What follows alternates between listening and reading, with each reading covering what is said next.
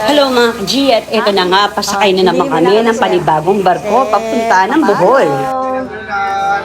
At syempre, namigay tayo ng sticker sa crew ng barko. At ang ganda ng barko na nasakyan namin, mababait din ang mga staff. Shout out sa kay Darna G, sumakay dito sa amin. Sana all.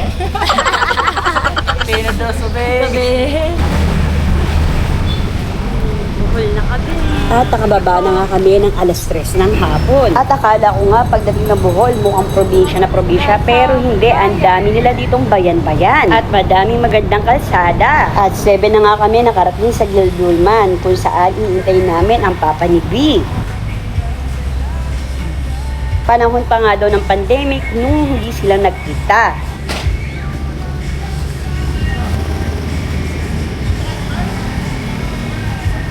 At dito nga pinakilala ko ni B.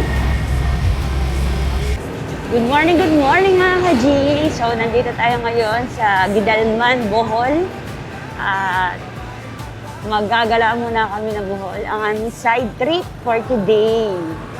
At dito nga, paiba-iba ang kalsada. May smooth, minsan may rough, at maraming bato. Pero na-enjoy ko ang paggagala namin dahil ang dami-daming puno sa paligid. At pagdating nga namin doon, na-meet niya ang kanyang mga kamag-anak sa side ng kanyang papa. At nakakatuwa din yung tradisyon natin sa pagmamano sa mga nakakatanda. At syempre, iba pa rin yung feeling na may kamag-anak ka sa malayo na dadalawin mo. Hello po. Hello po. At dito nga sa tabing kalsada, pinuntahan nila ang kanilang kamag-anak na nakahimlay. At pagkatapos naman ay pupunta kami sa isa niyang kamag-anak. At bakit nga ulit kami ng kabundukan? At dito nga na-meet niya ang kanyang lola.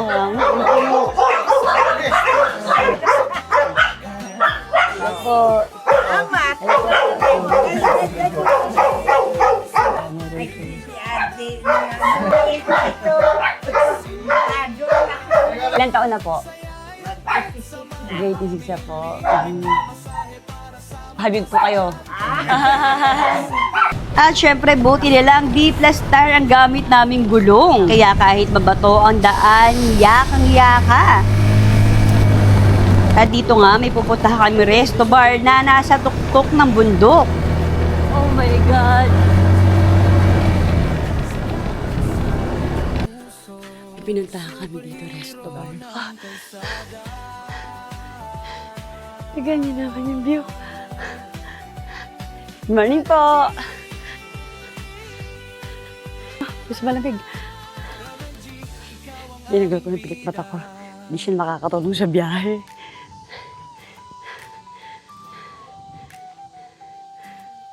So mga ka-G, akit tayo dito sa hagdanan. Ang tarik! Ang tarik! Grabe ang ganda ng view at napakarami pa ng kabundukan dito sa Bohol at hindi lang Chocolate Hills. Bakit ako mag-isa? Belan Paradise Bar. Resto bar.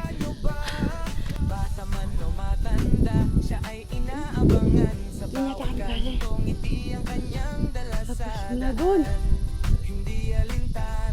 B!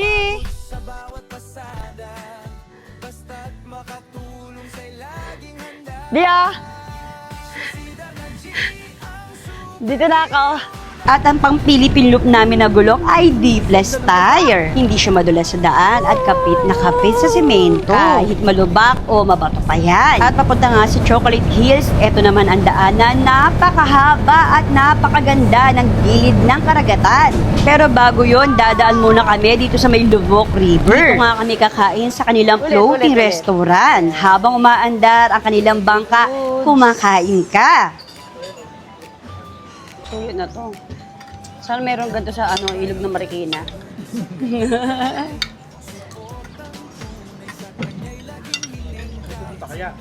Oo. At sa personal, mapapahanga ka talaga sa ganda ng Lubok River. Napaka-green ng kulay. At kung nagbabalak ka bumisita sa Bohol, huwag mo kalimutan dumaan dito sa Lubok River. At dito nga humanga ako sa galing ng kanilang singer. Galing. Samahan mo na ng mga palangiti at masisipag na staff. At dito ka mag-i-enjoy sa mga kabataan. Mga kabataan sila ng isang tribo. Ang pangalan ng kanilang tribo ay Kurandang Tribe. Imagine mo, 2026 na pero natetreasure pa rin natin ang ating mga pinagmulan para hindi makalimutan ng ating mga kabataan.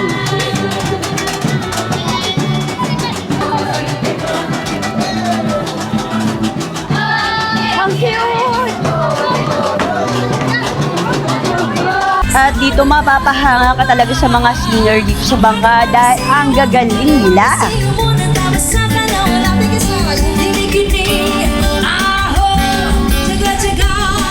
At dito nga, sinubukan ko ang tinikling.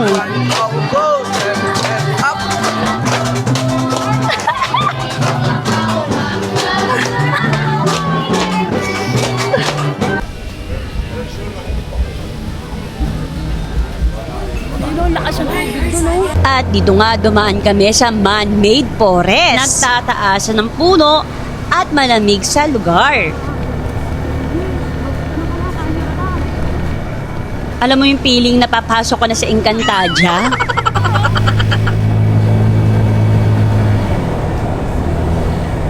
At binisita na rin namin dito ang mga tarsier. Ano yun doon? Exit na yun. 5 to 6 inches in maximum height. Cute. Between 80 to 160 grams. At dito nga, bawal mag-ingay dahil nagpapahinga sila. Naitanong ko nga kung di ba sila umaalis sa pwesto. Yung pala, territorial sila. Pagkatapos sila mag-hunt, babalik sila kung saan sila nakatira. At ang sabi nga, 6 months sila bago mapag-produce ng baby tarsier. Marikina, huwag kayo mag-alala, may pasalubong ako sa inyo. Inuwi ko na yung tarsier. At dito nga, hiningal ako ng bongga dahil napakataas ang hagdanan upang makarating ng view deck para makita mo ang mga chocolate hills. Lalakayan ko ng step. Wait lang.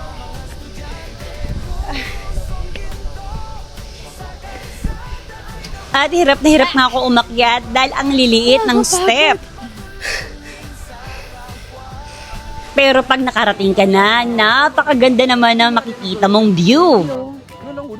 At pagkatapos nga magala, nag-decide na kami na bumalik na sa pier upang makakuha ng barko. Pabalik naman ng Cebu. Kaya sa susunod na vlog ulit kung ano naman ang nangyari sa amin doon sa Cebu. Malaki.